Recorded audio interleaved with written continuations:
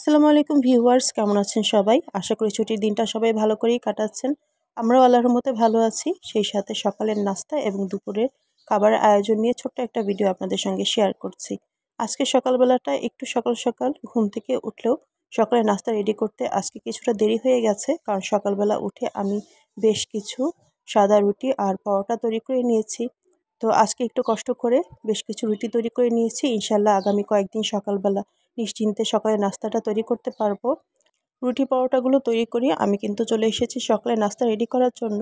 আজকে সকালের নাস্তায় সাদা রুটি ভাজবো না, বেশ কয়েকটা পরোটা ভেজে নেব। আর পরোটার সঙ্গে খাওয়ার জন্য আমি আলু ভাজিও করে নিয়েছি।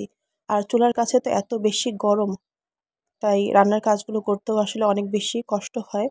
তো গরমের কারণে বোঝাই যায় না যে এখন আসলে কোন ঋতু চলছে।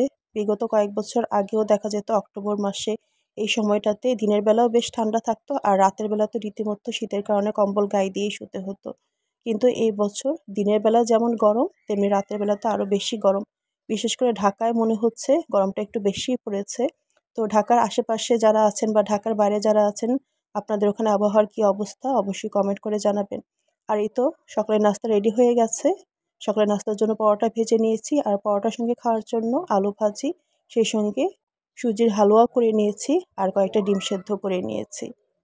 তো এই তো আজকে যেহেতু ছুটির দিন, তাই সকালের নাস্তাটা ভাবলাম একটু জমজমাট করেই হয়ে যাক। পরোটার সঙ্গে আলু ভাজি আর সুজি হালুয়া দুটোই কিন্তু খেতে ভীষণ ভালো লাগে।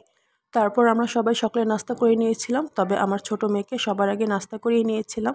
আর ওর নাস্তার প্লেটটা কীভাবে রেডি করেছিলাম সেটাই আপনাদের সঙ্গে শেয়ার করছি। আমার ছোট মেয়েও কিন্তু রুটি বা পরোটার সঙ্গে আলু ভাজি এবং সুজির হালুয়া খেতে খুবই পছন্দ করে। তাই ওকে নাস্তায় একটা পরোটা দিয়েছিলাম, সেই সঙ্গে সামান্য আলু ভাজি এবং সুজির হালুয়াও দিয়েছিলাম। আর ডিম সেদ্ধ থেকে একটা সেদ্ধ ডিমও ওর প্লেটে দেওয়া হয়েছিল। যদিও সম্পূর্ণ নাস্তাটা ও একবারে খেতে পারেনি, অনেকটা সময় নিয়ে নাস্তাটা খেয়েছে। ওকে নাস্তা করিয়ে তারপর আমি নাস্তা করিয়ে নিয়েছিলাম। তারপর চলে গিয়েছিলাম রান্নাঘরে দুপুরে রান্নার আয়োজন করতে। আর দুপুরে রান্নার আয়োজনে আজকে ছিল সাদা পোলাও, সাথে ছিল ঝাল চিকেন রোস্ট আর শামি কাবাব, সাথে শসা এবং লেবু কেটে নিয়েছিলাম। যেহেতু আজকে ঘরের নিজেরাই খাচ্ছি, তাই খুব বেশি আয়োজন ছিল না, সামান্য আয়োজন দিয়ে দুপুরের খাওয়া দাওয়া সেরে নিয়েছি। আমার বাসায় কিন্তু যখন শুধুমাত্র গেস্ট আসে বা আমি যখন 2-3 দিনের জন্য রান্না করি তখনই বেশি করে রান্না করা হয়। এছাড়া কিন্তু নিজেরা যখন খাওয়া দাওয়া করি দেখা যায় 2-3টা আইটেম দিয়েই আসলে খাওয়া দাওয়া করা হয়। তো যখন আমি বেশি রান্নাবান্না করি অনেকেই প্রশ্ন করে যে কেন এত রান্নাবান্না করা হচ্ছে। এর মূল কারণ হচ্ছে আমি সাধারণত দেখা যায় একদিনে 2-3 দিনের রান্নাবান্না করে রাখি।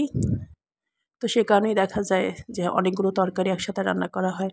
তো এই ছিল আজকের সকালের নাস্তা এবং দুপুরের খাবার আয়োজন।